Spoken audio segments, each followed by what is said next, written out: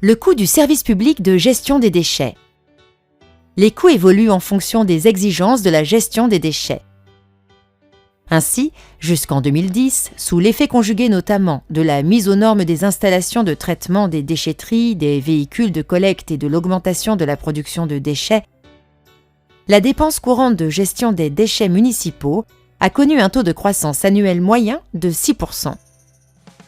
Le coût de ce service public peut s'entendre de deux façons. Le coût complet comprend l'ensemble des charges, comme les structures, la collecte, le transport. Ce coût exprimé en euros hors taxe par tonne est pertinent pour mener une analyse sur l'organisation du service et son optimisation.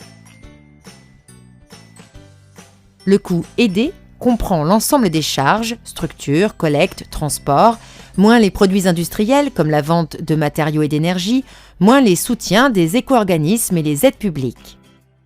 Ce coût reflète le reste à charge de la collectivité. Il est bien souvent exprimé en euros hors taxe par habitant pour présenter aux usagers le coût réel à financer. Ces deux coûts intègrent la taxe générale sur les activités polluantes, dite TGAP.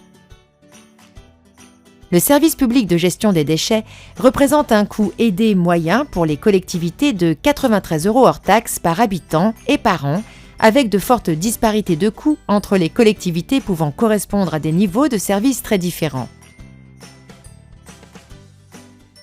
Le coût complet, c'est-à-dire le coût total du service public de gestion des déchets, s'élevait à près de 9,8 milliards d'euros en 2013 et correspondait à 59% de la dépense totale déchets en France, estimée à 16,7 milliards d'euros. On observe dans la décomposition du coût, tout flux confondu, une prédominance des charges de pré-collecte et de collecte, soit 47%, puis de traitement, environ 38%. Le transport représente, lui, 6% et les charges fonctionnelles 9%. Concrètement, que représente au quotidien le coût de la gestion des OM ? La collecte seule, sans précollecte, coûte de 70 à 130 € hors taxe par tonne, soit de 15 à 30 € hors taxe par habitant. Concernant l'incinération des OMR, le prix se situe entre 60 et 112 € hors taxe par tonne. Les variations de prix s'expliquent par le niveau et le mode de valorisation de l'énergie.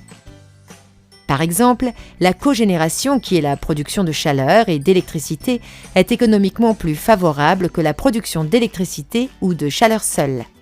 La taille de l'incinérateur joue également. Des économies d'échelle sensibles peuvent être faites avec de grandes installations.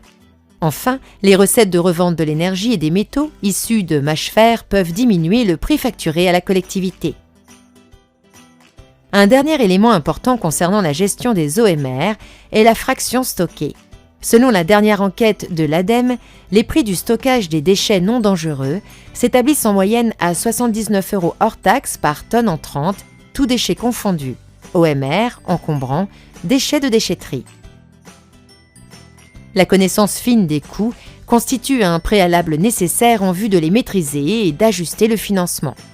Il faut retenir que les coûts de la gestion des déchets dépendent de plusieurs paramètres, dont le gisement et périmètre de déchets pris en compte, le niveau de service offert à l'habitant, la typologie d'habitat de la collectivité.